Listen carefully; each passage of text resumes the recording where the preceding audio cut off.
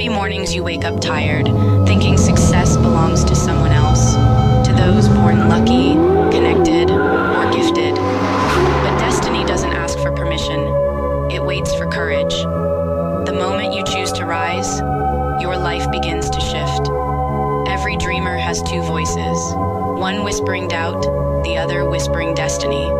Most people listen to doubt because it's louder, but winners, they choose destiny, even when it's quiet, even when they can't see results yet. Money follows discipline. Boys, what's good? As you can see, we're in the apartment in Miami. I hope you enjoyed that intro. Real quick, if you've never seen one of my videos before, I usually don't open with a cinematic intro like that, but I want to make sure that this video is able to be consumed by the people that need to watch it. And that was very inspirational for me, even watching it, just being able to reflect over my past, getting to this point from 18 to 21 in just 3 years, to the point where I, have my dream car, I live in my dream place, and I'm able to do what I love every single day. And if you don't know who I am, please go down the rabbit hole of looking at the aggression talks of me documenting my way entirely from waking up at 5 a.m., becoming a fitness coach, making $60,000 a month with only 3,000 followers, all the way to where I am now, coaching hundreds of some of the most successful coaches in the industry. Now, what you are about to see is something that 98% of people in my position will not give you. They want to always put it behind a paywall. I am the king of value. On Instagram, I go by Mr. Free Value because I love to give out value to show everyone that there is so much more than meets the eye. Most people don't want to give value away because then they have nothing to sell. For me, there's so much intricate systems, so many behind the scenes systems that work, that I want to let you into a private group call that I did with my students in my community who have literally paid thousands of dollars to be in this. Every single week we have a group call, and obviously the students get one-on-one coaching with me. They have weekly calls, but I want to let you into this now. If you cannot sit through the entire hour without losing focus, you are not built for this life anyways. But I talk deeply about mindset and how that applies to actually being authentic when it comes to building a business, creating a personal brand. And so tune in, turn your phone on Do Not Disturb, put it on airplane mode, put it in a hoodie, put in headphones if you need to. I get very passionate, and listen to the sauce that I am about to drop as someone who has gone from, literally $100 in their bank account to making a few $1 million a year in just 3 years and achieving my wildest dreams. Tune in to what I'm about to give you. I hope you guys enjoy. And after you've watched it, please go dive into the rest of my videos. I have 3-hour long videos where I break down everything you need to know about building your coaching business. But this might be the most valuable thing you've ever seen on YouTube if you have the balls to apply it. All right, guys, it is that time. It is 7:29 on the dot. I am about to jump in this meeting, and I'm gonna spit some game. I might just end up letting you guys hear all of it just because I'm that guy and I love you guys. Even though every member inside of this has paid. These are just the weekly group calls. Obviously, we specify specifically. I do one-on-one calls for each student. But let's jump in, say what's up to all the peeps, and let's get going. I've got some sauce that I'm ready to drop tonight. Boys, how we doing? Boom, boom, boom, boom. Michael, Tyler, Anthony, Max, boom, boom. Cry, what up, doggy? Boom, Mario, Ben, Tyler, Big Dog, Alex, Yo, Ben, what's good, boys? Brandon, Tyler, again, that's interesting. Anton, Michael, Yusuf, Sam, Jonathan, Alexander, Chris, Sean, dope.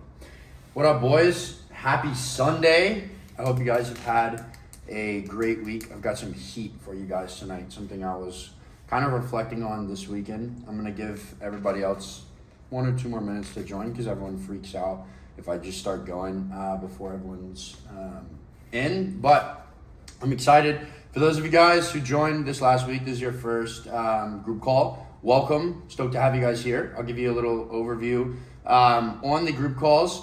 What I like to do is, occasionally I'll have a presentation. Occasionally, I'll share something specific that I made for you guys. A lot of times it's a Miro board. Tonight, it's just kind of like a lot of thoughts that I've compiled together based off of kind of my experience this week. And I flew my dad and my grandfather down to spend the weekend with me, and so that was interesting. My granddad's never been down here. This is my dad's first time seeing this new place that I have.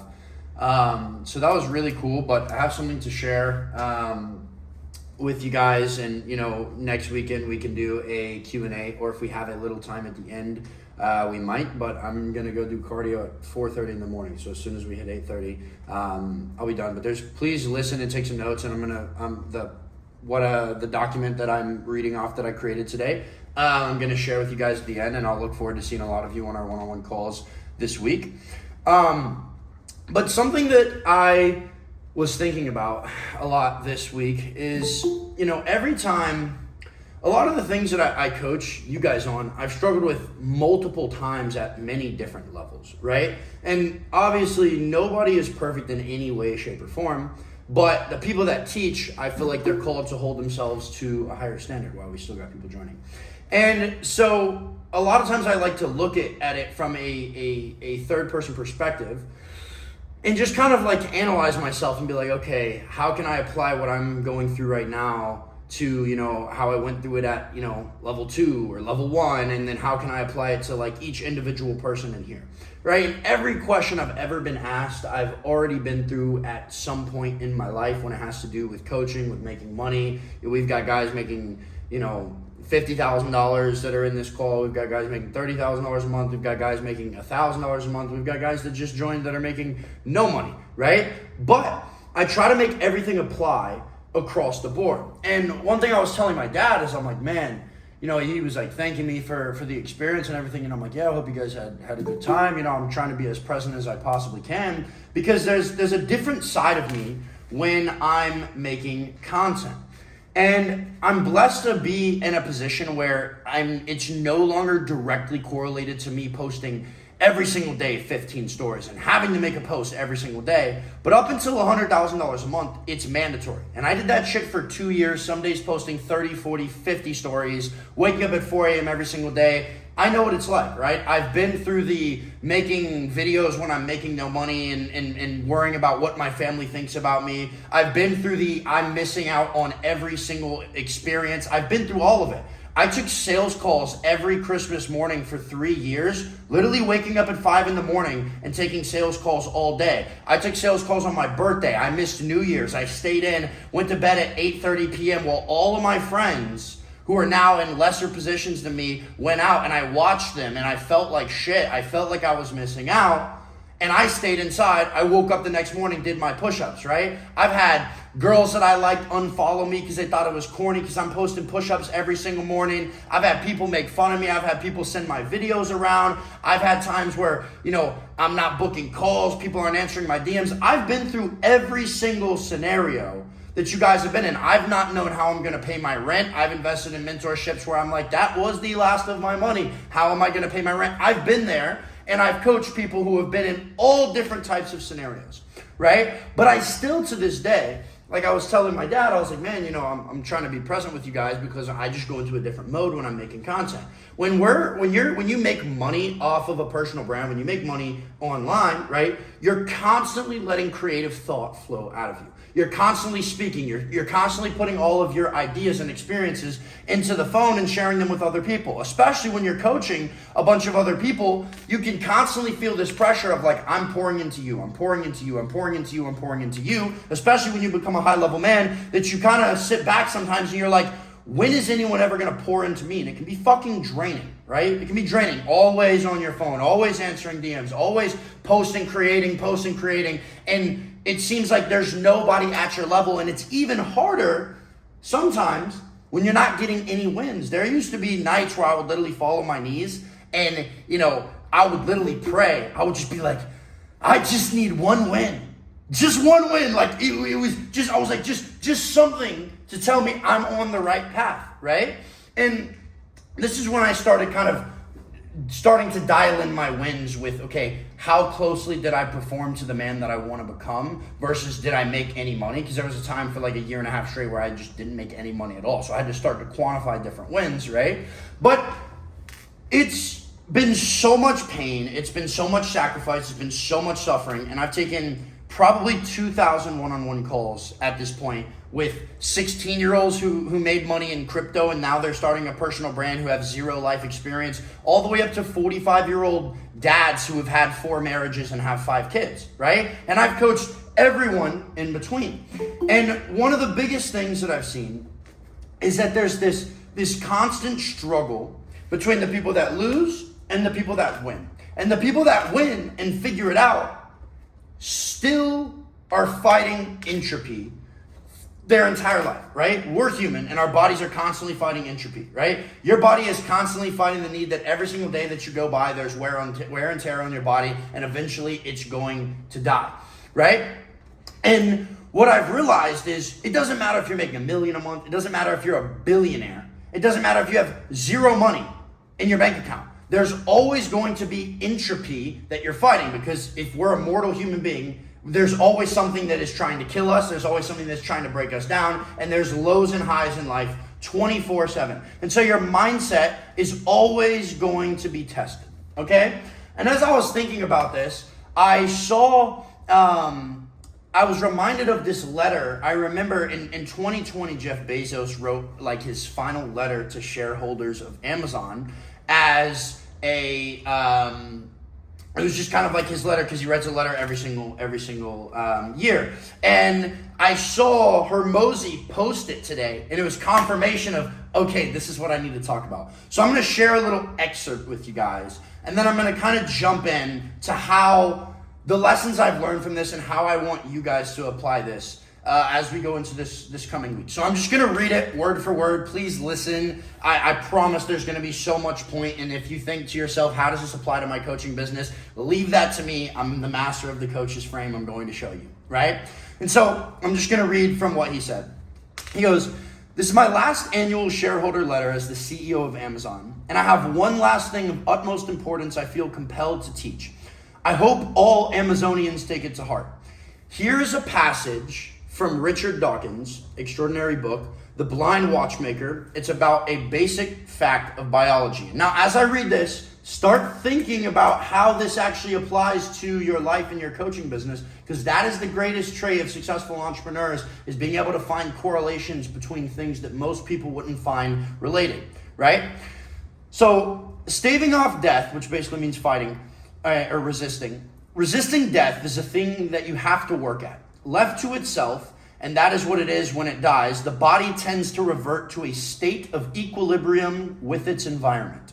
If you measure some quantity, such as the temperature, the acidity, the water content, or the electrical potential in a living body, you will typically find that it is markedly different from the corresponding measure in the surroundings. Our bodies, for instance, are usually hotter than our surroundings. And in cold climates, they have to work hard to maintain the differential. Think about, like, if you leave your refrigerator door open, why does it start beeping? Because it has to use so much more energy and effort in order to keep the food at the same temperature with the door open rather than it being closed in a closed environment, right? When we die, the work stops. The temperature differential starts to disappear, and we end up the same temperature as our surroundings. Think about that again. When we die, the work stops. The temperature differential starts to disappear, and we end up the same temperature as our surroundings. Meaning the fight for entropy is over. Because we're dead, we no longer have to fight to remain in a livelihood that's different from our environment. Because it's over, right? Not all animals work so hard to avoid coming into equilibrium with their surrounding temperature, but all animals do some comparable work. That is what makes them alive, right? There's a soul, there's a spirit to them. They can't just be one with the environment, otherwise they wouldn't be a living thing, right? For instance, in a dry country, animals and plants work to maintain the fluid content of their cells, work against the natural tendency for water to flow from them into the dry outside world. If they fail, they die. More generally, if living things didn't work actively to prevent it, they would eventually merge into their surroundings and cease to exist as autonomous beings. That's what I just explained. What makes us an autonomous being is that we're constantly working to not be one with our surroundings, right? That's what happens when they die. While the passage is not intended as a metaphor, and this is Bezos speaking again, that was him reading a quote from a book, it's nevertheless a fantastic one and very relevant to Amazon. I would argue that it's relevant to all companies and all institutions and to each of our individual lives too. In what way does the world pull at you in an attempt to make you normal? How much work does it take to maintain your distinctiveness? I want all of you guys to write that down and stare at that throughout the week. How much work does it take to maintain your distinctiveness? And I think a lot of you, harshly, and I hope it lands harshly, are going to realize that you don't really do that much work to maintain your distinctiveness. And then when you apply that to a business context, you start to think a little about yourself, if I'm not working very hard to separate or distinguish myself, is no wonder that my business isn't overly alive, right? To keep the thing or things that make you special, to keep alive the thing or things that make you special, how hard do you work to maintain your distinctiveness, right? Now, he says, I know a happily married couple who have a running joke in their relationship. Not frequently, the husband looks at the wife with faux distress and says to her, can't you just be normal? They both smile and laugh. And of course, the deep truth is that her distinctiveness is something he loves about her. But at the same time, it's also true that things would often be easier, take less energy, if we were a little more normal. Now, I'm going to pause real quick and I want you to think to yourself, right? Do you ever, any of you guys at any point in your journey, you might think to yourself, man, wouldn't it just be a little bit easier if there was a shift posted for me for this week? Someone to tell me exactly what to do, somewhere to go and clock into? Quite frankly, yes, right? But you chose to be an entrepreneur, did you not? Exactly. So if you want a beautiful wife, are you going to have to put up with more shit and more craziness than you would with some ugly chick that just knows her place? Absolutely. When you make, cry laughing always cracks me up, but when you make a lot of money, is there going to be more problems that you have to solve, right? I took my Ferrari to the shop the other day simply to cover something that was supposed to be under warranty. Come to find out, the wrap shop messed it up, and on a normal day, I had to pay $9,000 just to drive my car again, right? Super annoying. Wouldn't it just be easier if I was just back in my Acura? Sure, but is that the reality that I wanted? No, right? Wouldn't it just be easier if every time you left and you have to make videos on your phone, you didn't have to go through the mental energy of making videos and everyone looking at you or setting up your tripod in the gym? Why can't you just work out without having to video yourself like everyone else? Wouldn't it be easier? Yes, it would fucking be easier, but you wouldn't be able to make the money. You wouldn't be able to dictate when you work. You wouldn't be able to tell yourself, I want to wake up at this time, I want to make money at this time, I want to post videos, and I want to create a distinctive life for myself. That is the blessing that 99% of people in this world have decided to trade off. They've decided to trade off their distinctiveness in order to have security. In order to have that little income, I want to know that it's coming in every month. Instead of being able to make 5 times that, but it's not guaranteed. Why? Because then you don't have to fight as hard to distinguish yourself from the equilibrium, right? So follow me, right? At the same time, it's also true that things would often be easier, take less energy if we were a little more normal. This phenomenon happens at all scale levels. Democracies are not normal. Tyranny is the historical norm. If we stopped doing all of the continuous hard work that is needed to maintain our distinctiveness in that regard, we would quickly come into equilibrium with tyranny. We all know that distinctiveness, originality, is valuable. We are all taught to be yourself. What I'm really asking you to do is to embrace and be realistic about how much energy it takes you to maintain that distinctiveness. The world wants you to be typical in 1,000 ways it pulls at you. Don't let it happen. You have to pay a price for your distinctiveness, and it's worth it. The fairy tale version of be yourself is that all the pain stops as soon as you allow your distinctiveness to shine. This is the fairy tale that we all have in our head, and it's never going to go away, but that's okay. Oh, once I get to X result, everything's going to be great. Once I get that apartment, everything's going to be great. Oh, bro, once I move out and I have $100,000 coming into my bank account every single month, everything's going to be great. No. That is the lie. That is the lie. Every level that you move up, your distinctiveness becomes greater, and what happens? The more energy, the more time, and the more just passion that you have to put into fighting yourself from going back to normal. So the higher you go up, the harder it is. So everyone sits here, and the outside, the normies, the bugs that you guys have already chosen you're not going to be, and you're working your ass off every day to show that you're not those people. But what society wants us to be is looks at the Elon Musks, and it's like he doesn't need any more money. He doesn't this. No.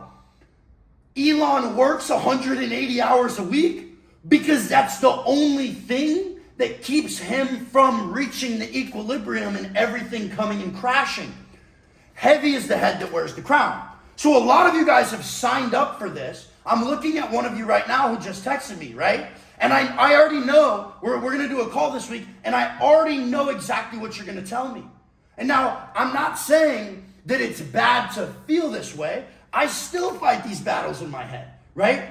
But what you have to do as a coach, as a leader, as someone who wants to lead over other people and direct other people, is you have to be able to withstand the burden. You have to be able to withstand the burden. So you guys are always like, oh man, so difficult. Oh man, I'm so distinctive. It's so hard. But once I reach this result, it's going to be so easy for me. No.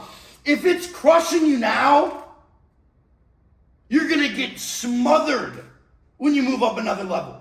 You're toast. You're done. You're fucked. So look at it as a blessing. Oh, it's so difficult. How can I wake up? Bro, let me ask you this question.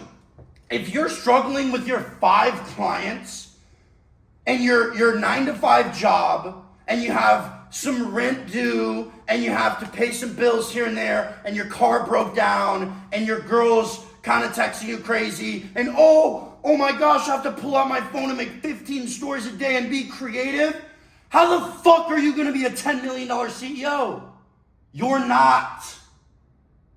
How the fuck are you going to be a $10 million CEO? It's so selfish. It's dead ass so selfish. Like, oh man, this other person has it so easy. No, they don't. Oh, John Mark has it so easy. No, I don't. Bro, it's harder to maintain your distinctiveness. Bro, even when I came down to Miami, everyone that I meet here and there, oh bro, why don't you just like assimilate and be just like us? Oh, why don't you join the more levels you go up, the harder it is. The harder it is to maintain. Look what Christian just said. Look what happens when you try to fake the distinctiveness. It all comes crashing down. Can't cheat the game. You can't cheat the game. If you're looking at somebody and it looks like they're cheating the game, what they're in for is way worse than any of the reward that they could ever get, right? So I'm going to finish reading the rest of this. And then I'm going to go into kind of what I actually have to say. I'm going to restart right here. We all know that distinctiveness, originality, is valuable. We are all taught to be yourself.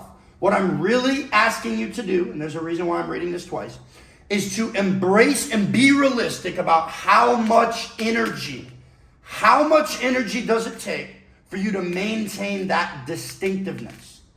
The world wants you to be typical in 1,000 ways it pulls at you. Don't let it happen. You have to pay the price for your distinctiveness, and it is worth it. The fairy tale version of be yourself is that all the pain stops as soon as you allow your distinctiveness to shine. That version is misleading. Being yourself is worth it, but don't expect it to be easy or free. You'll have to put energy into it continuously.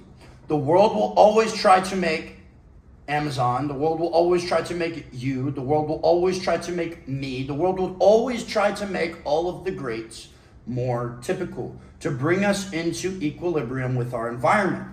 It will take continuous effort, but we can and must be better than that, right? So I want to ask you guys, okay? Have you ever felt like you've lost that that authentic expression you used to have as a kid?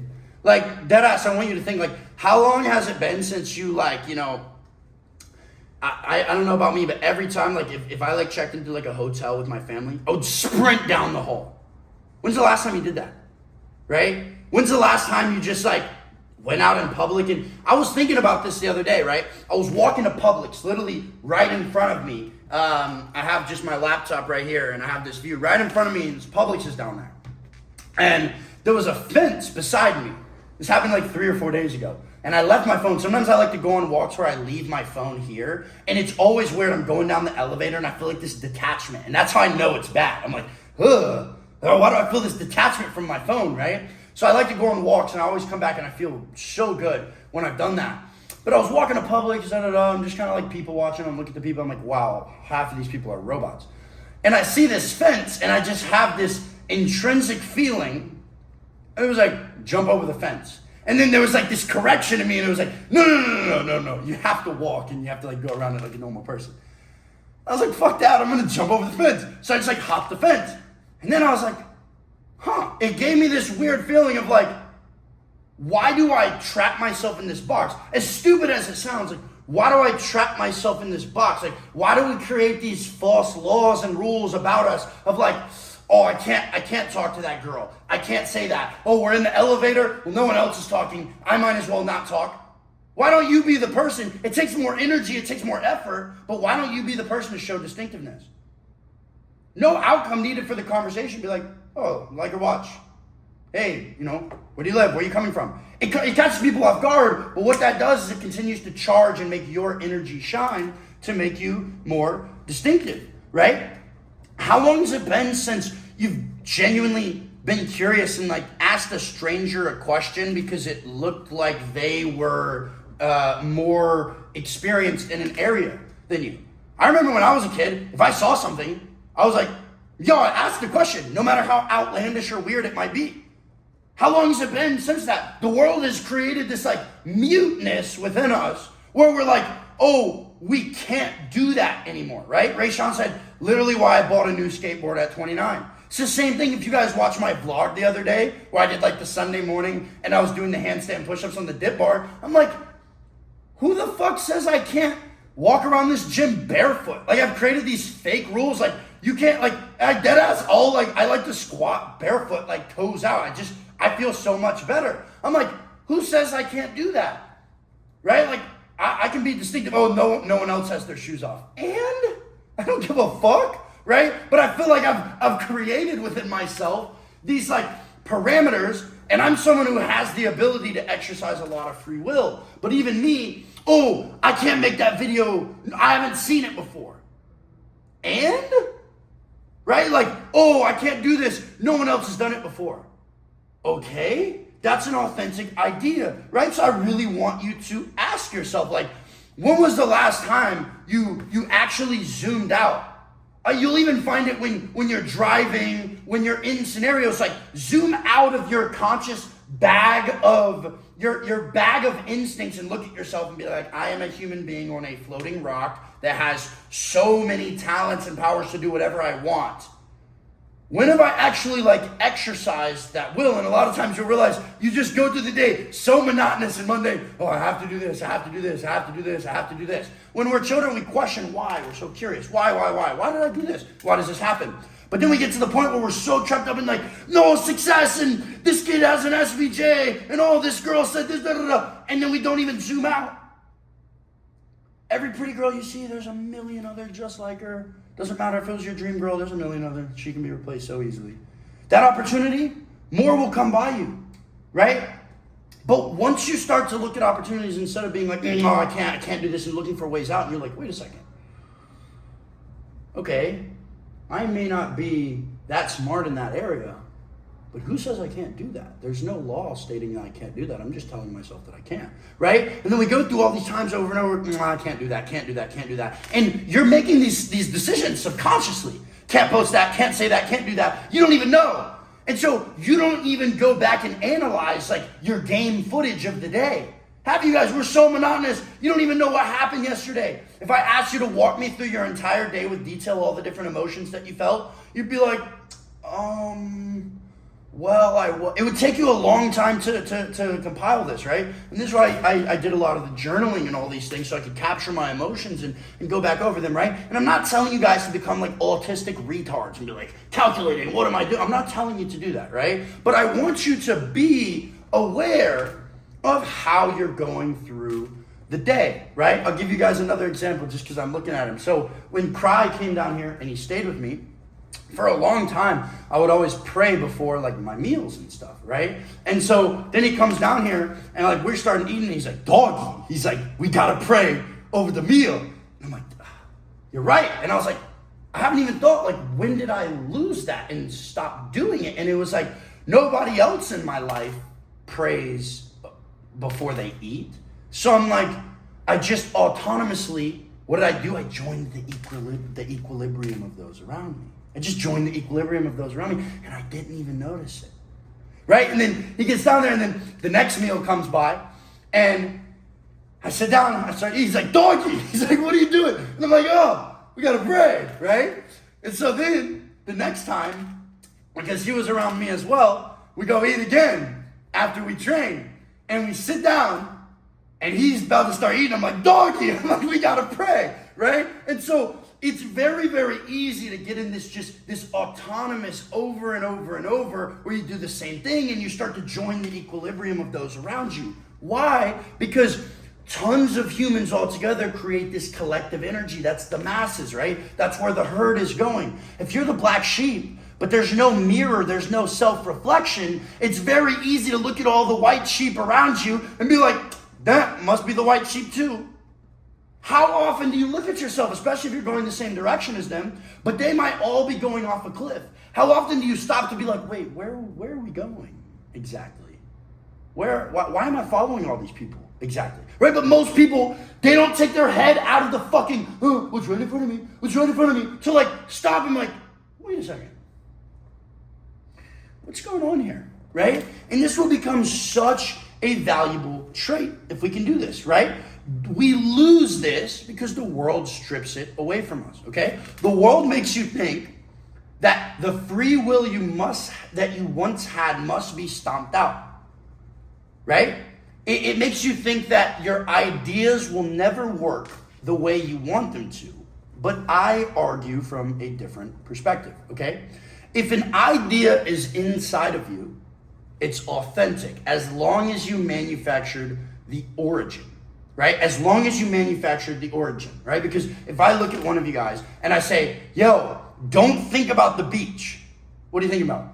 You're thinking about the beach, right? And I say, yo, don't think about a Lamborghini. What do you think about? You're thinking about Lamborghini, right? Now, even though your mind has like created the picture of that idea, you still know the origin of that thought. I gave it to you, right? A true authentic idea in my eyes must be brewed inside of your soul. It must be deep rooted within your brain. And now, of course, we can take like inspiration from external stimuli, and that can give you a foundation to create your ideas, right? Obviously, every single one of us is pushed and pulled in each direction by stimuli, how we grew up, traumas that we had, things that we like what happened to us, what was withheld from us, right? Pain and all suffering, all these different things that were created, okay? But the true nature of a thought that's authentic should be personal to you, right? Now, genuinely think back into your life right now, like actually do this exercise with me, and think like, when was the last time you made a decision to do or execute on something that was created right within you? There was almost like foreign to everyone else, where you felt like you were going so against the grain that you were like, will this even work? Like, I don't even know. Think about it. A lot of you are going to be like, I don't really know. Like, because you just go through your day and you might be like, oh, I'm going to be an entrepreneur. I'm going to build my coaching business, But like, you saw so many other people do that, right? And I'm not dogging you guys, being like, you're not special. The whole entire point of this presentation is that each of you are already a luxury brand. You were born with that special thing inside of you, right? But I'm trying to help open up the perception of why it's not being expressed the way that you want it, right? So when was the last time you made a decision to do something that was created within you, right? That was created from pain, that was created from pleasure, that was created from desire, right? Etc. Think about it. And then when did you actually act on that idea while creating your own rules of the game, right? We always go through things, it's like, I'm gonna get in the gym, ooh. Like, I remember thinking to myself, when I was always very, I wouldn't call it like placebo, but I would create these little things within my head, almost to the sense of like, oh, if I get this locker at the gym, it's gonna be a good workout. And then if someone took it, it's gonna be a bad workout, right? Or if I tie my cleats in this certain way, I'm gonna ball out. But like, if I don't do that, it's gonna be bad. If I wake up and I have a spoonful of honey and I do a stretch starting with the left side, I was very methodical like this, right? And as I started creating the aggression talks and stuff like that, I had realized I kind of lost that in my life. And I think I got that from, my dad is very, very detail oriented. He's like very OD, he's like, yeah, OCD. He has like very, very processed. Every time he comes home, he puts sneaker balls in his shoes and he hangs his shirt up nicely, like all of these things, right? Now, it didn't lead to him making a bunch of money or anything, but there's been good and bad parts about that, right? There's been parts of where my dad, if, he gets a tiny little scratch on his truck, his day is ruined and he's an asshole for the next week, right?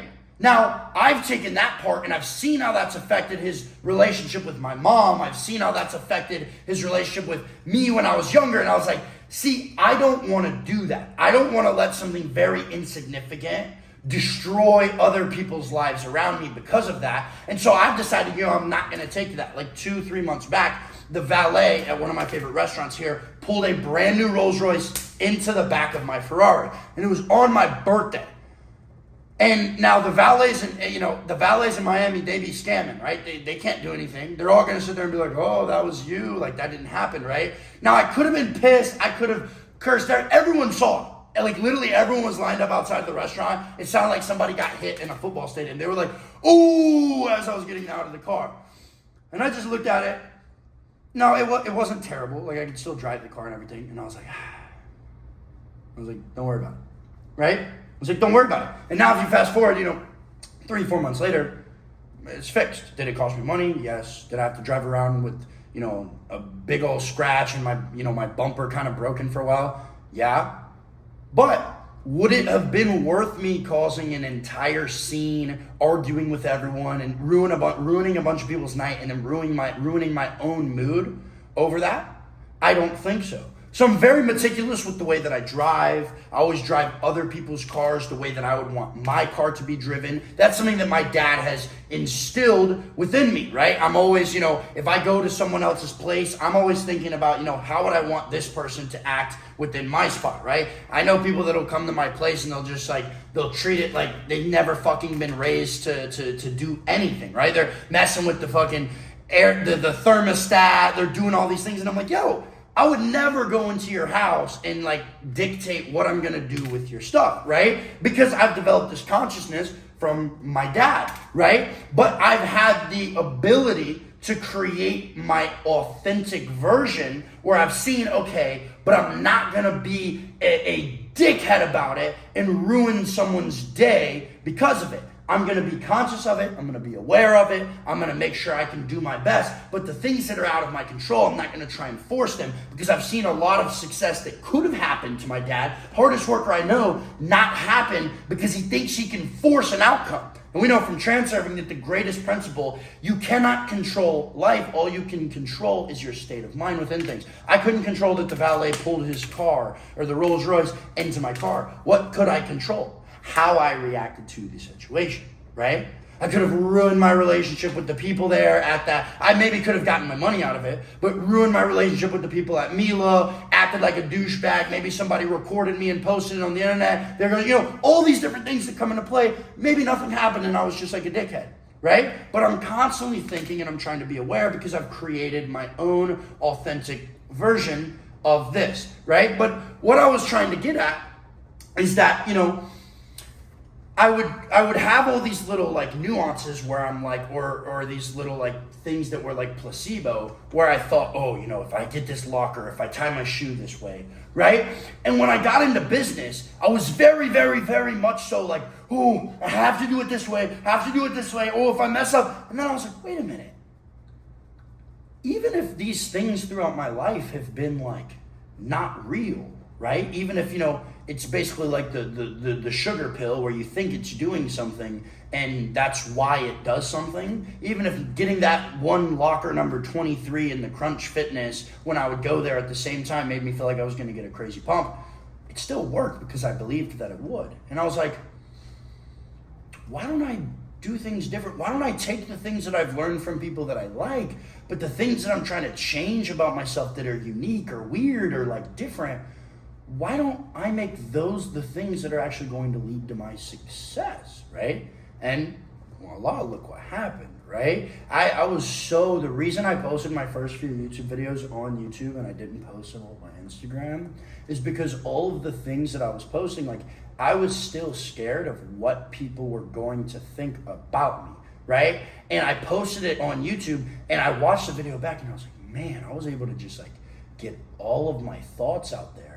I didn't have to think about, is this girl that I want, is she gonna watch it and think I'm corny? Is this gonna happen? Is this gonna happen? Is this gonna happen? And it allowed me to just be completely myself, right? It allowed me to just be completely myself, okay? And now, I was very motivated by the hate, right? But it took time for me to break out of that and understand.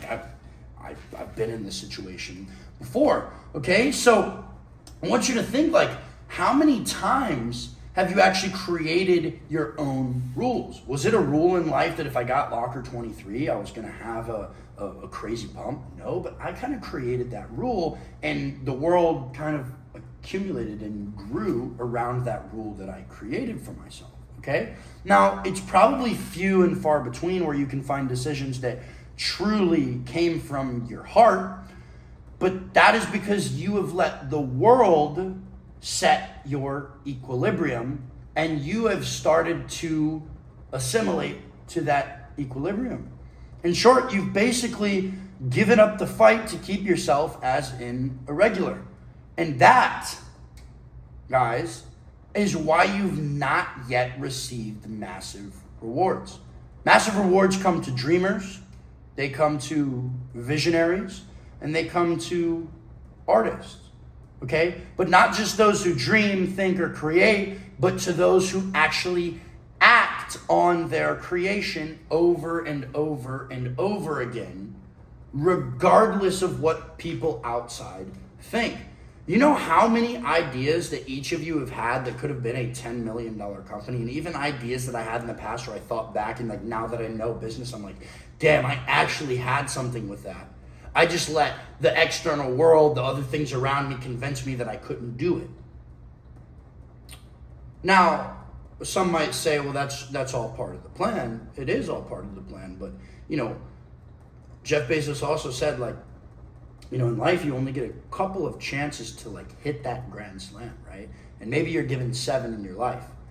I'd rather swing and hit on the first one rather than getting all the way to number 6 or number 7 and almost running out of opportunities, because it truly is true. Like if you ask George, I don't know if he's in this call right now, but like George has massively shown me, you know, you only really get a couple of big opportunities that will completely change the trajectory of your life.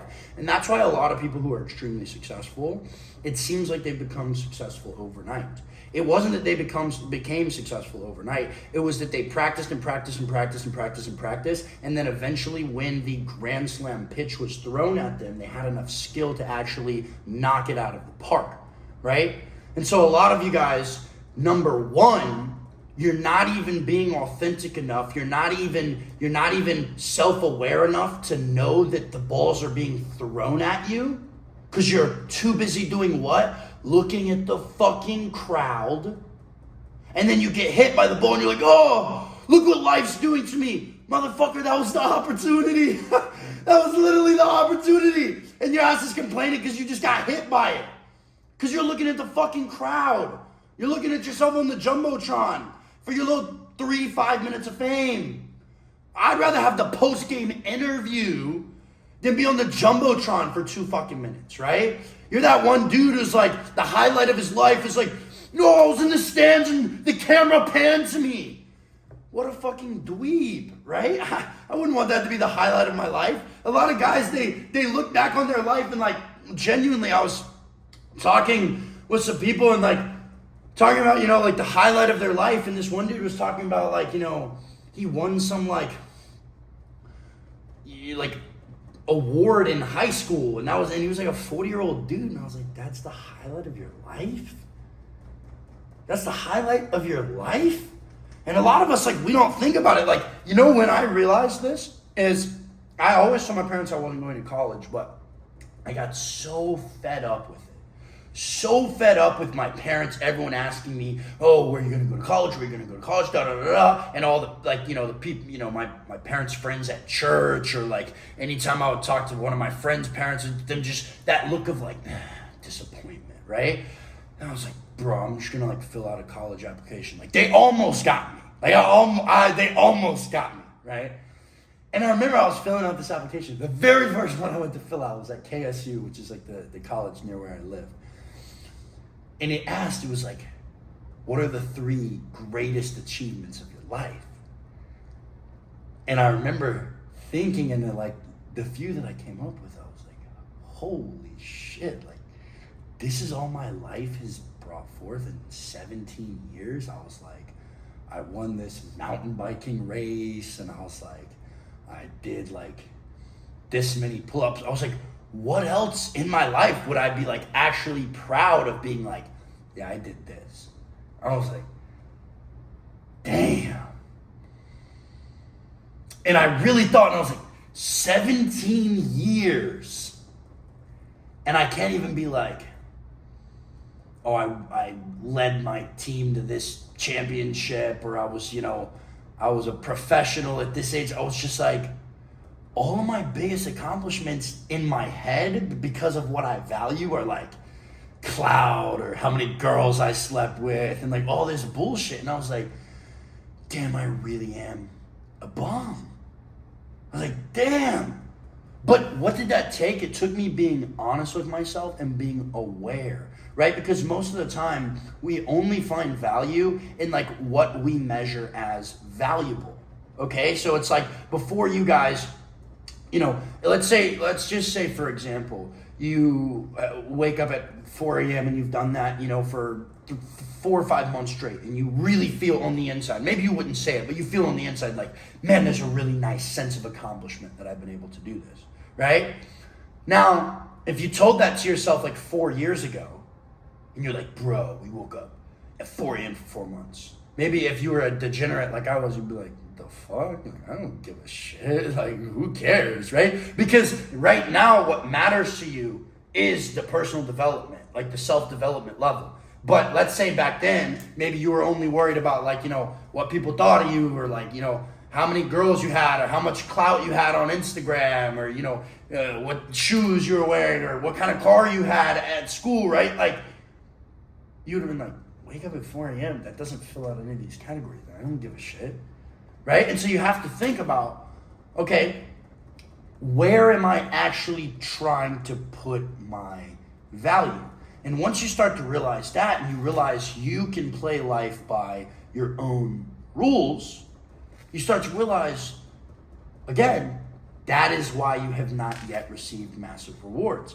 Massive rewards come to dreamers, they come to visionaries, and they come to artists, but not just those who dream, not just those who create, but those who actually act on their creation over and over and over again, right? See, having the best idea is not where you win. Actually executing on the idea is where you win. And I can tell where each of you guys' mental health is just by what you post versus what happened on our one-on-one call, right? I think one of my biggest talents, and I think that this comes from my mom, is like, for a guy, I have a lot of emotional intelligence. I wouldn't say that my IQ is the highest. I really push myself, right? But I think why I've been successful is, I'm able to recognize patterns, and I can see the difference between personalities, right? And that's come from like, I've lived a lot of life. Like, I've lived 14 to like 17, I was selling weed, smoking weed. Like, all my friends were like selling drugs. Like, that was the life I was living, right? But I also grew up country in Alabama, like just building tree houses and zip lines and fucking getting hurt and like getting a bunch of injuries. Like, I've lived all these different types of lives, and I've had tons of different friends, so I'm able to relate to a bunch of different people, right? But when I'll see you guys, and we'll get on a one-on-one call, and then like I'll see how you're acting in your stories, and I'll be like, contradicting. I can tell where your mental health is. Bennett, by the story that he's posting, I know exactly how he feels. And he might, he's gotten to the point where he bought my program, then he bought my program again. He bought our elite. He's come to a bunch of events. So like, he has my number at this point, and he'll be like, yo, can I call you in a bit? And I'm like, yeah, sure. I have 10, 15 minutes. He'll call me. And sure enough, what he'll tell me about is the exact same things that I was thinking in my head, right? And I'm not saying this from like a sense of like ego, but like when you've taken 2,000 calls and you've seen it happen over and over and over and over and over again with like, there's only so many different archetypes of people, right? I start to recognize the patterns. I start to be like, pattern. When this happens, this happens. When this happens, this happens, right? And so, how many stories are you posting? How creative are you being? How much passion are you putting into your videos? I want you to ask yourself, are you really being a coach, or are you just going through the motions, okay? And I think a lot of you guys forget the fact that, think about a coach of like a sports team, okay? The coach is the leader of the team. The energy starts with him, right? So a lot of you guys you're oh man, why aren't these people buying from me? Why aren't these people DMing me? Why are my videos not getting more views? That's literally what you're doing on the inside of your head, okay? But the energy starts with you. If a coach has a team and the team is down, if you see that coach on the sidelines with their head down feeling sorry for himself, ain't no way the team's coming back, bro. They lost. All he did was accelerate the loss. So you're sitting here and you're like, yeah, I'm going to coach men on how to transform themselves. I'm going to help men with their mindset. I'm going to help men with their business. Yet you're like, life's hard. I can't post these stories. Motherfucker, you're the coach. That's where the money flows. So you heavy is the head that wears the crown. Oh, I can't post stories because that's the recumbent loop, right? Life feeds you difficulty. Based on how you respond, it feeds you back the reward. So life feeds you difficulty. You respond like a bitch. You respond like someone who needs to be coached rather than someone who is the coach. And so life feeds you back the reciprocal of you ain't ready yet. You're not ready for the money. And then you guys are like, oh, John Mark, I need help with my mindset. No. Again, life threw you the ball. You were looking at the crowd. How do the people react? Guess what? You're a black sheep. Your goal is to distinguish yourself from the crowd. So if the crowd acts one way, and you're like, well, that's how I should act too. Guess what? You're not ready. You're not ready. You're not ready, right? And like, some of you guys can like laugh, but I'm being dead ass, okay? I'm being dead ass. Picture this scenario. You're telling me you're going to coach other men. Meanwhile, your mental health and your mindset is bad right now, so you can't post stories. You can't wake up early. You're in John Mark, I'm in a bad headspace right now. I'm in a bad headspace. The whole goal is everyone else is in a bad headspace too. Can you be in a bad headspace and still get that shit done? If you're in the army, do you want your commander to be someone who's just a fucking hard ass when you're not getting shot at? Imagine your commander's a fucking hard ass. He's a G. You respect him. And then the second you're starting to get shot at, he's like, ah! That ain't no fucking commander, right? The commander, that's the motherfucker who's like, nah. No. Now, he might get shot first because he's not retreating. But again, heavy is the head that wears the crown. Do you want to be the one who stands up? Or do you want to be the one who cowers under the leader? When you're the leader, does it take more energy? Is there fear? Do you have to do you have to really push and put effort into your life in order to make yourself distinctive? Absolutely. But then guess who gets the praise when everybody comes back from war? You do. You do. Right? So do you want to get the praise because you were brave? Because you saw the darkness and the way that your state of being didn't change? Or do you want to have someone else who's like, oh, it's okay. It's gonna get better, right? Now, we all struggle with this. I'm speaking to myself as much as I'm speaking to you guys, okay? It's never gonna go away. 100K a month, gonna feel the same. 500K a month, gonna feel the same. $1 million a month, why have I not hit $1 million a month yet? Obviously, I am not ready, okay? I'm not ready. When I'm ready, you're gonna see the $1 million a month screenshot, right? I'm ready for 400K a month, but I'm bored of that. Why? I've started to let myself become the equilibrium of what's around me. Oh, well, the other dudes who are making $1 million a month, they're not journaling. They're not making this content. Let me try to check. What's my number one principle been the entire time? Separate yourself. Expand on your distinctiveness. Right? Andre says, real one for recognizing that. Bro, I'm the first one to call my own fault, right? Bible verse my mom always used to tell me is she's like, don't talk about the speck in your brother's eye and ignore the log in your own, right? I'm the first one to the only reason I can speak about this with conviction and it doesn't seem fake is because I say the same shit to myself. I write the same shit in my journal. I talk way more harsh to myself than I speak to you guys. I love you guys. Y'all are all of my brothers, right? Way more harsh to myself. Okay? I beat most of my days are torment.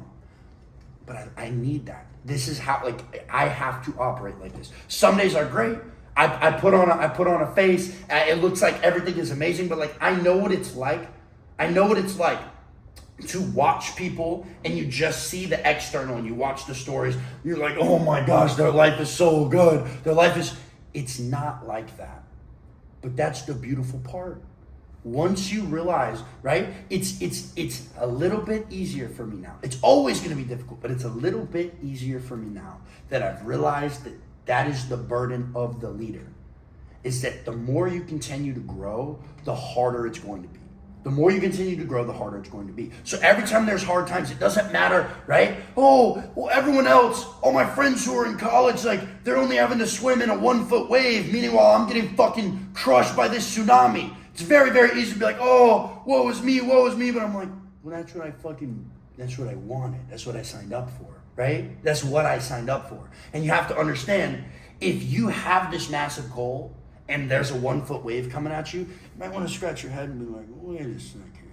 Like, why are my problems the same size as everyone else's if I want to distinguish myself from everyone else? This doesn't make sense, right? The problem is the green flag. The problem is, now it's difficult, but the trick that I use every single time, I make myself more aware. I look back on myself from an external, I'll like put my freaking head out there in the sky.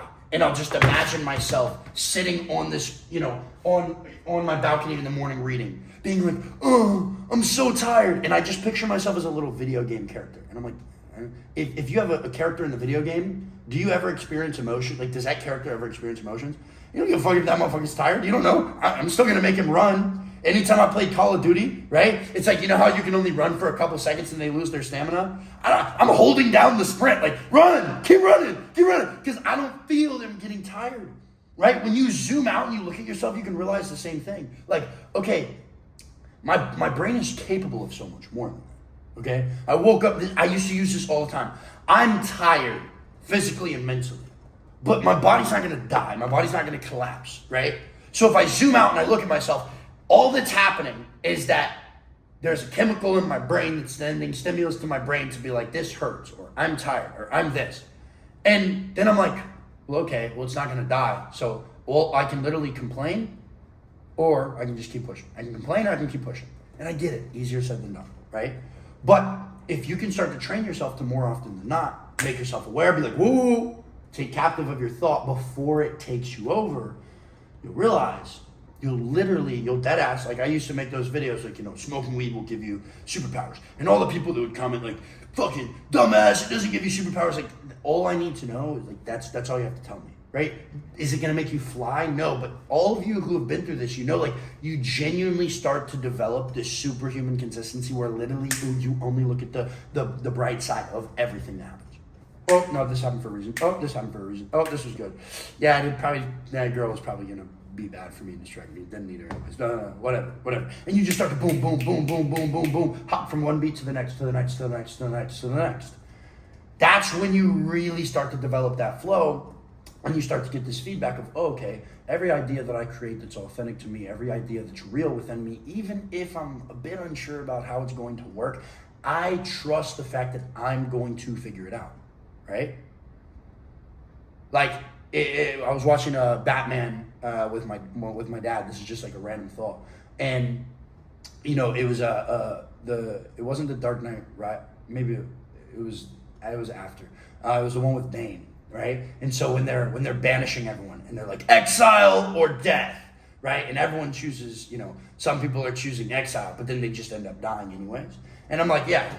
If you ask me like, okay, do you want to be shot right now, or do you want to be dropped into like the shark-infested waters? Now, I'm scared of sharks. Like, that's probably my biggest fear is that I were to fall off like a cruise ship in the middle of the night in the ocean, and it's pitch black, and I have nothing to float on, and I have no idea what's under me.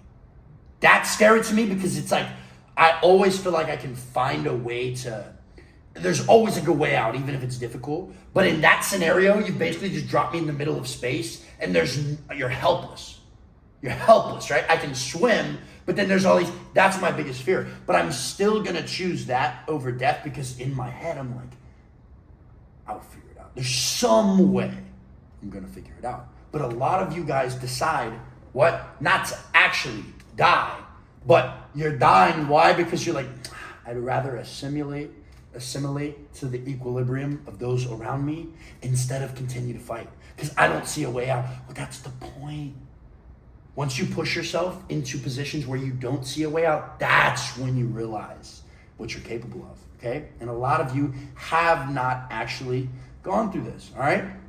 The game is won in the moments that no one sees. How do you control your emotions in the darkness?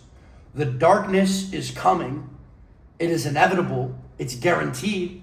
It doesn't matter what you accomplish, darkness is coming, but the game is won based on how you handle the darkness, contrary, and also how you handle the light. Do you use the darkness as a time to complain and use the light as a time to flaunt?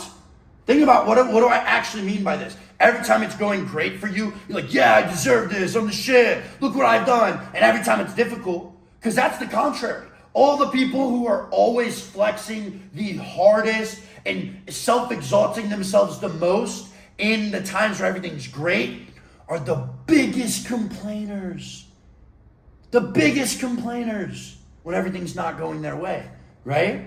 Or do you use the darkness as preparation and character building in order to be able to enjoy and push harder during the light? This is the cycle of life. It's inevitable. There's going to be darkness, there's going to be light. But what's not already determined is how you respond to it, okay? Best advice I've ever heard in my entire life to this day, and when I was told it, I wasn't good enough to understand it, or I didn't have enough difficulty to understand it, but it has rang true in my head almost every single time something good or something bad happens, and I just repeat it over and over. Do not get too high in the highs, and do not get too low in the lows. Our human bodies were created, that was the quote that I heard. Do not get too high in the highs and do not get too low in the lows. Now I'm saying, again, our human bodies were created to experience life and love it. But as Bezos mentioned earlier in his letter quoting Dawkins, we are all fighting entropy until we die. Most of you guys are submitting yourself to the temperature of your environment, and you're no longer fighting to regulate what you are supposed to be, which means you have mentally died. You've given up. You've said, I'm dead. And then your income, your status, everything that comes on the back of that is also going to hold the momentum as if you were dead. It's going to be standing to the equilibrium around you, right? Do not let the world fight you into equilibrium with the rest of the others. It doesn't matter how close it is to you. It could be your business partner, it could be your parents, it could be your spouse, your girlfriend, it could be your best friend. No one has inside of them the exact thing that makes you special. And because of that, every person in this world will fight your spirit in order to dim your light so that theirs appears to shine brighter or at least equal to yours. Don't fall for this trap, no matter how right you may think the person is or how much you believe they care about you. I'm telling you guys, it's very easy to fall into this, right? Your parents can do this, and it's not unknowing. Like, one of my biggest haters was my mom, but it wasn't because she didn't believe in me. It was because a mother's instinct is to keep their child from harm. And so all she wanted to do, and in the time, I hated her for it. Even though my mom set me up to live a life like this. She homeschooled me, made me read classical books, fucking beat the shit out of me when I disobeyed, like all these things that like made me who I am. Didn't let me have a phone till I was like 16, right? Didn't let me play video games, made me go outside, made me go do like dope. Like she allowed me to like grow up as like a man should grow up, right? But I hated the fact that she was like, you have to go to college. I hated the fact that she was like, no, you have to do this, you have to do this, you have to do this. So she was close to me, right?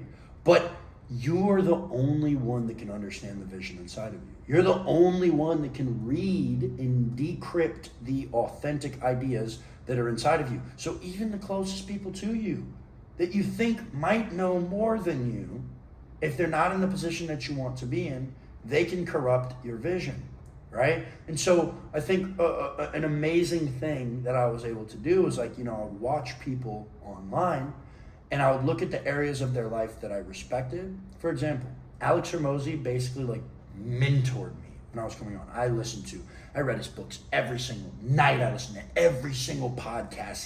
He was one of the biggest reasons I stopped smoking weed, because I finally found somebody that I was like, oh, I think he's dope and all of these things. But like, I look at like his, on a day-to-day, I don't listen to jack shit he says about like his life philosophy, his nihilist view. I love his business principles, but just because I like one side of him, over my dead body, what I want to be like, I don't value my family, I don't care about anything. When we die, all the chips go back to the middle. I think that shit's retarded. But there's a lot of people who aren't aware enough. They're like, I like one thing about Hermosa, so I have to like everything. I like one thing about PBD, so I have to like everything, right? Make sure that you have enough wisdom to actually discern between what you want and what you don't want. Don't just start to idolize people. Take the value from them where they can give value, but make sure that in other areas you're still staying authentic. Because I got plenty of inspiration from some people, but I think that the fault lies within a lot of you guys is when, like for example, there were people that I watched that like did their push-ups in the morning, but then they would also post like 4 things that like I didn't agree with. I like the push-ups inspired me, but I created my own twist on it, right? I created my complete own twist on it, right? I saw Sam Sulek doing the car talks. I subscribed to Sam Sulek when he had 12,000 subscribers. Like nobody was watching him. 12,000 subscribers.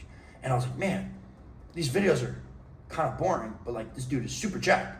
But I like the way he's talking in his car.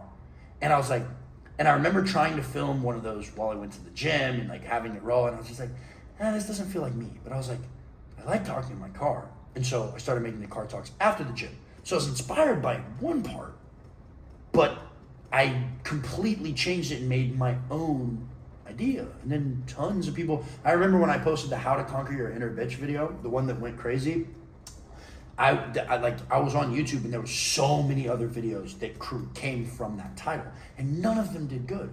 Why? Because they tried to imitate, but it didn't come from that authentic idea. You might have watched that video and gotten inspired, but you need to add your own sauce to it. You need to add your own flavor. Make it not sitting in your car with your shirt off, yelling the same way someone else does, right?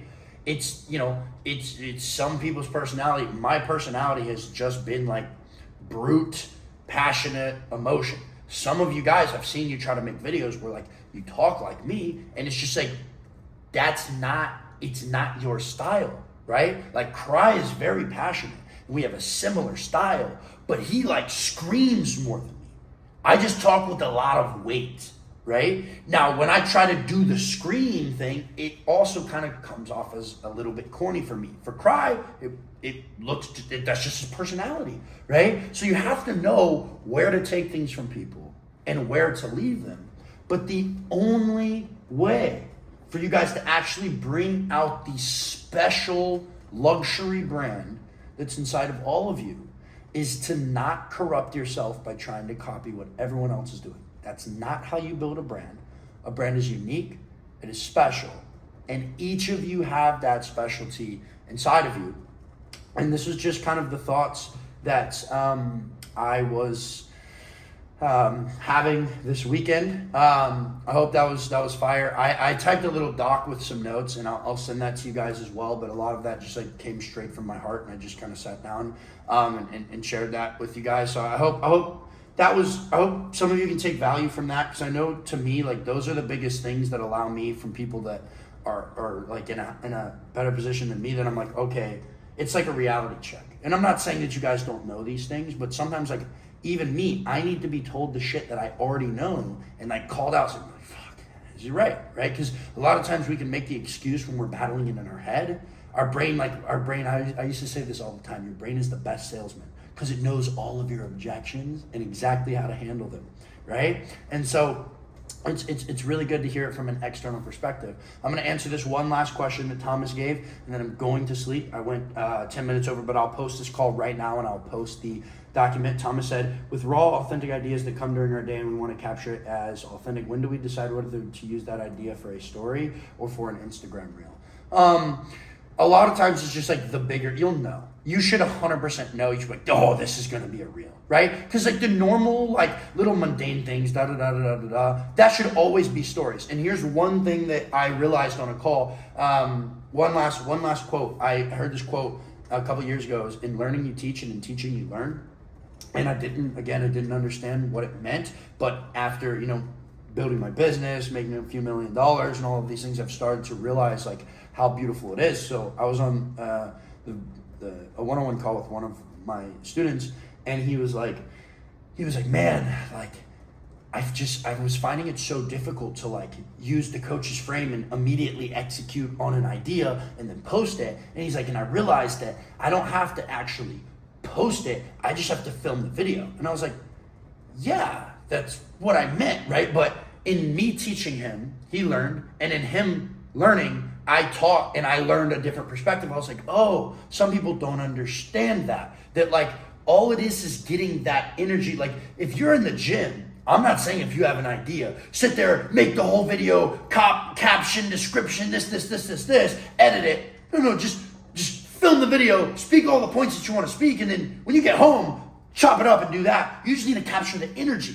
right there, right? And so that's what I would do. Like you'll know when things are real. And a lot of things, like you have to create your own swagger. Like you might look at me and I might post something that I think is a good reel, that for you it might be better as a story.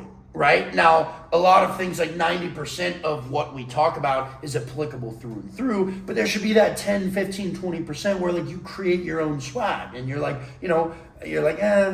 change this a little bit, do this a little bit, which is good. Now, you only get that ability once shit's working for you, right? If shit is not working for you, don't take executive function and be like, no, I'm going to post 5 stories because don't do that shit, right? I'm gonna think that you're stupid, and then if you complain to me that you're not making money, I'm gonna be like, well, it sucks.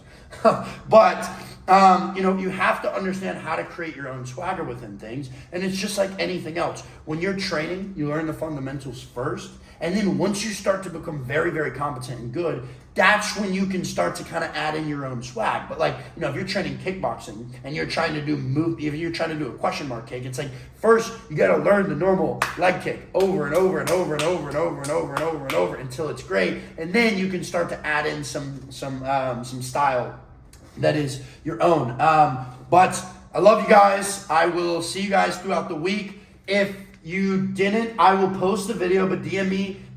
We have a couple of spots left for the VIP. Real quick, you guys can take a video and post it on your story, and I will hit you guys back. But for the VIP, for the event, we have a couple spots. The reason why, there's attendance tickets and then there's VIP tickets, right? The attendance costs money. The VIP also costs money. We don't really make any money on these events. I just dropped 15 racks on the house that we're gonna get. The yacht that I'm getting for the VIP costs like $8K. The dinner at Cote for everyone is like $10K. So I spend a ton of money. My friend Hudson, who owns the biggest clothing brand in e-com right now, he actually just called me 2 nights ago and said that they're gonna crush $100 million in revenue this month, which is insane. He's gonna be there and he's gonna speak. He's a fucking G. He's like 27 years old and he's gonna be a fucking billionaire. Absolutely crazy. But we're gonna have a bunch of guests there that are gonna speak. Every single person who's come to this event has just skyrocketed afterwards. It's just a completely new experience to come to. So yes, it costs money and it's kind of annoying, but that's just, I can't spend, fucking $50,000 and lose another 40, right? So it's a great opportunity for you guys if you can come. The house is gonna be sick, but if the reason why we only have limited spots for the VIP is because we can only have 15 people on the yacht, right? So if you want to just come and get the value, come and get the value. If you want to fucking ball out, spend more time with me, with George, with all these guys, you want to come on the yacht, you want to stay at the house, feel free. Any of you who fill out the type form or whatever, I'm just texting you guys straight up from my number. So if you saw that post the other day, I'll also put it in the school for you guys. I know a couple of you still haven't gotten your dashboard duplicated. I'm working on creating a better system for that. We should be good tomorrow. I have a new guy coming on who's just going to be able to duplicate all of these. And a couple of you, I think there might have been 2 or 3 dashboards that went unupdated, and it's just like I said, I need to have a better system for it, because sometimes I'll get off calls and the calls run over and I have another one-on-one call to get on, etc. But we're really making sure to make that tighter so nothing slips through the cracks, and I'll make sure that I have all those good for tomorrow. But I love you guys. I will see you guys next week. Like I said, tag me and post it on your story, and I will repost you. Let's keep crushing. Watch this back. I promise it's valuable. All of you are special. Be different. Differentiate yourself. See you guys. Peace.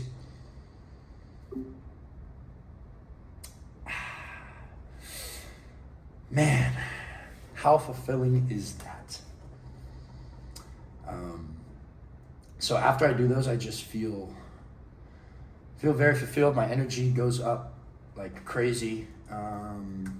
That was one of them where obviously like nobody talked because I was just presenting the whole time. But a lot of times I'll do, a straight up Q&A. People will ask things in there, and it'll be super sick. But they get access to these every single week on top of the one-on-one calls. It's just really, really good accountability. We have hundreds of those. And that one was more mindset. I have ones that we go specifically over business, messaging, sales, content, story flow, everything that you would need to know to start and create a personal brand. But I hope you guys found that valuable, because most people charge for that, but I'm not scared to give things like that out for free.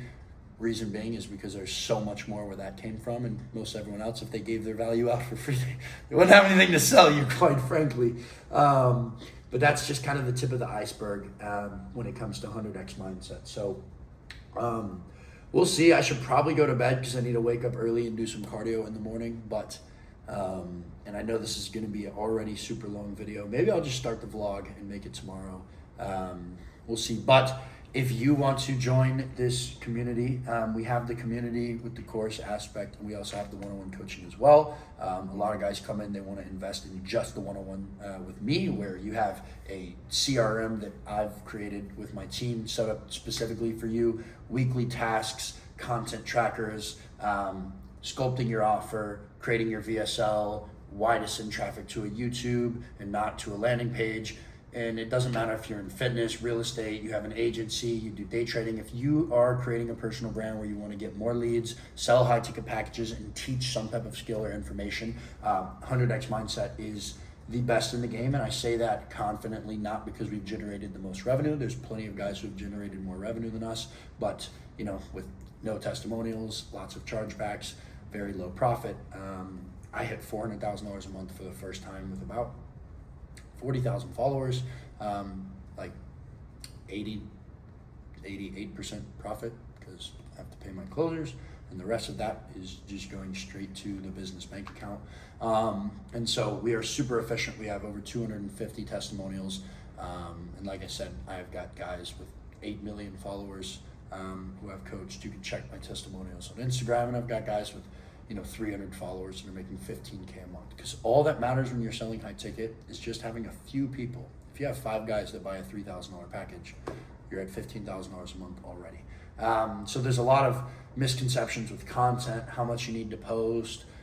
People that are at 10K a month trying to do what guys at 200K a month are doing, and then wondering why their business doesn't scale. People making 10K a month thinking they need a DM setter or a sales team, and just all this bullshit. And I really try to sift through that and show and integrate to everyone exactly what is valuable for them and what they need, so that they can have a direct blueprint to navigate and scale their business.